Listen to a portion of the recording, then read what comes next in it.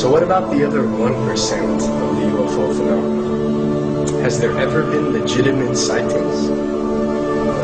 As promised, we're going to cover this 1% in a future episode, but I'll share with you something a wise man once shared with me. Before we should start focusing on dealing with problems outside our world, we should first focus on solving the problems within our world. And before you can start solving problems within your world, you first have to solve problems within yourself and within your surrounding environment of family and friends. So basically what I'm trying to say is that we have priorities that we need to focus on first and foremost so we can successfully build our lives and our minds. Now, it's no secret that the difference between what the government knows about UFOs and aliens and what is shared or released to the public is extremely enormous. And unfortunately, governments and several organizations on Earth are taking advantage of the UFO phenomenon to achieve worldly agendas. Why do we see particle beams, huge ones, firing at things that are, you were saying 200,000 Gs? Yep. I mean, go over that. Well, because I think it's part of a test for if there are bad guys out there. Or maybe they're doing preparations for factions. We may be looking at more than one faction. Remember, these groups tend to fragment. They fractally fragment so that you have wars within wars within wars. You know, but why would NASA release that footage? Well, remember, you've got all the good guys in NASA, and then you've got a few who are not good guys. The good guys don't know that there's something to keep secret. They, remember, the lie's different at every level. They believe the lies they've been told. So when you set up a structure, an institution, which is supposed to be open and above board and is supposed to present live TV of the shuttle missions, they present live TV. Now, the controllers can't say, oh, well, you can broadcast this, but you can't broadcast that.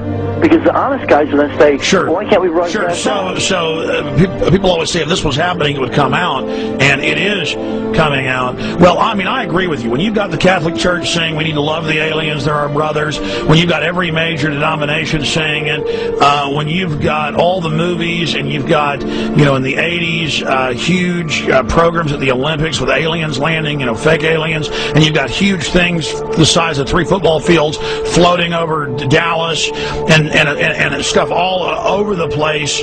Something's going on, and then I read government documents about fake extraterrestrial landings. You know, any of this. Why? I mean, you believe it's fake. Remember Operation Northwoods? Yes. Okay. Or we can go to the, September 11th. Governments do huge, big things to sway populations at key nodal points in history. They love hoaxes.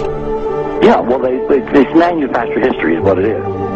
We are building, I mean, all my UFO friends, I need to shake them because they're so, frankly, they're extremely naive, Alex. They really believe we're building toward disclosure.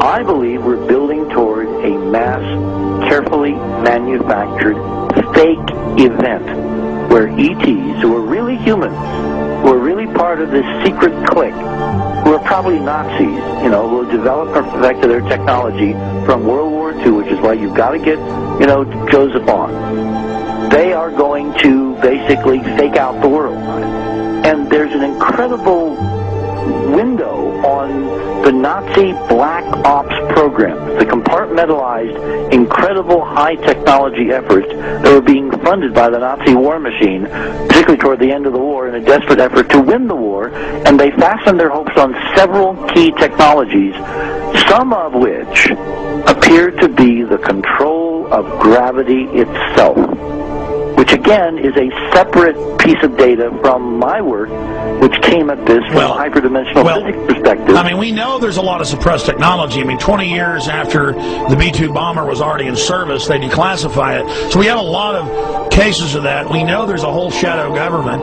This is technology in physics, Alex, that would make anything you think you know like a candle flame compared to a hydrogen bomb. This is a physics that literally allows you to rearrange time.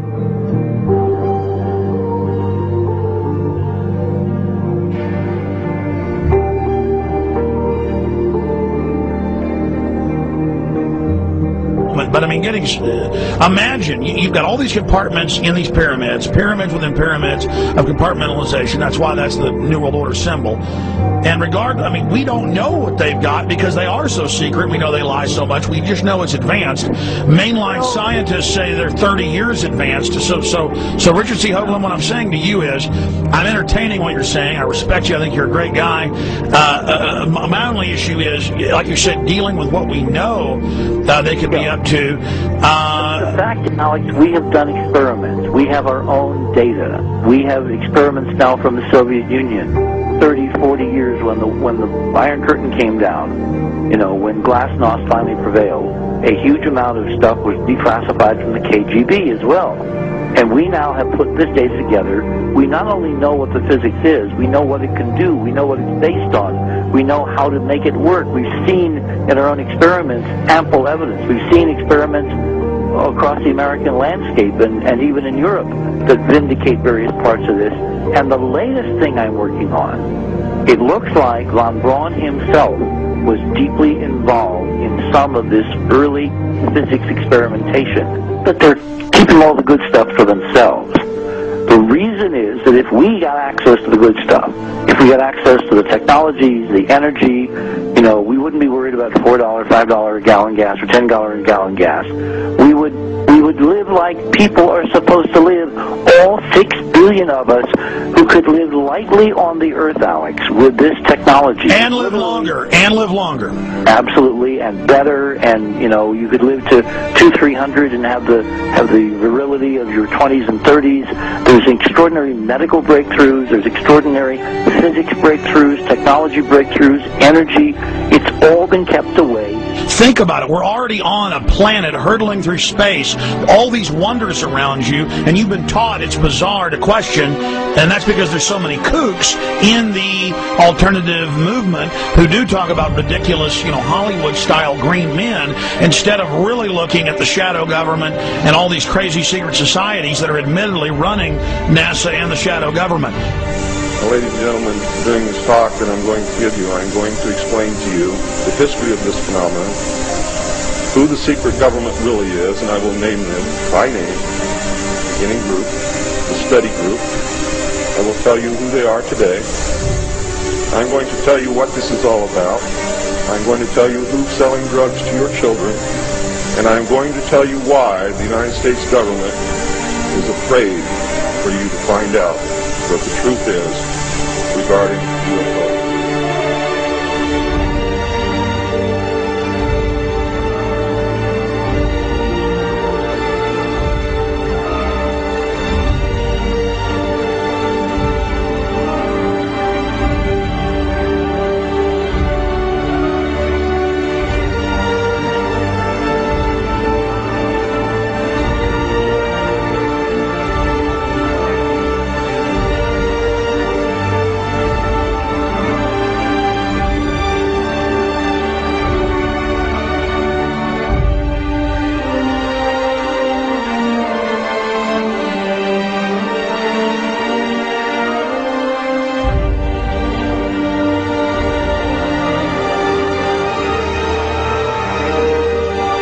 And it turns out that even though she remembered that she'd been part of the team to debrief the astronauts, she couldn't remember a thing that they said. She couldn't remember why she no longer was working with NASA. She couldn't remember. In other words, her memory lapses were enormous, and I don't think they were sane, because we now found the same pattern in all the flight crews. Because the awful truth, Alex, is they have been brainwashed. They have been mind controlled. They have had a technology, a very sophisticated technology, which took away the real missions that they experienced.